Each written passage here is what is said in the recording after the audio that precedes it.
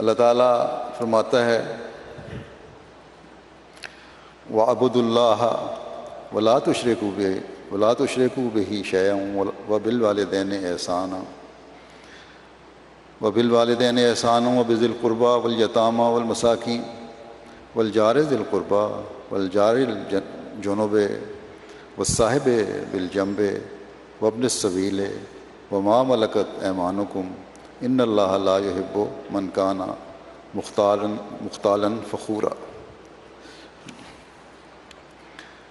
اور اللہ کی عبادت کرو اور کسی چیز کو اس کا شریک نہ ٹھہراؤ، اور والدین کے ساتھ احسان کرو، اور قریبی رشتہ داروں سے بھی، اور یتیموں سے بھی، اور مسکین لوگوں سے بھی، اور رشتہ دار ہمسایوں سے بھی، اور غیر رشتہ دار ہمسایوں سے بھی،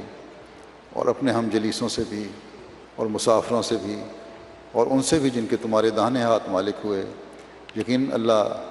اس کو پسند کرتا ہے، اس کو پسند نہیں کرتا جو متکبر اور شیخی بگاڑنے والا ہے۔